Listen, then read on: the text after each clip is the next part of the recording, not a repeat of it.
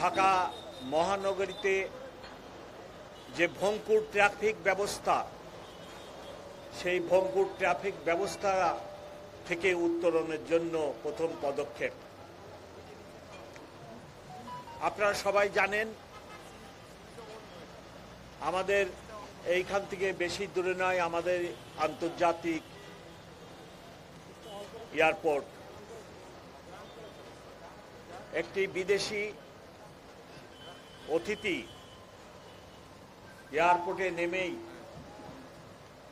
ওনার কাছে যে জিনিসটি প্রথমে নজরে আসে সেটি আমাদের ট্রাফিক ব্যবস্থা, এবং সেই ট্রাফিক ব্যবস্থা দিয়ে পুরো জাতির শৃঙ্খলার বিষয়টি তাদের দৃষ্টিগোচর হয়।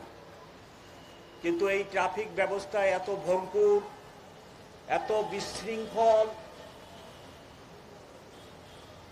যে সেটি আর উপস্থাপনের যোগ্য নেই।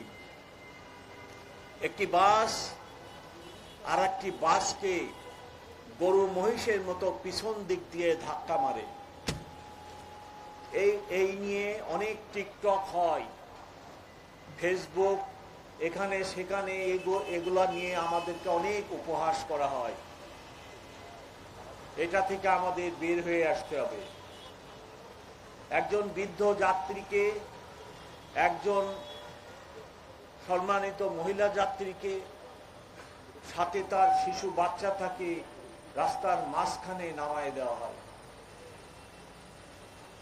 এগুলা দেখে আমাদের খুবই খারাপ লাগে, সাথে সাথে অনেক লজ্জাও লাগে।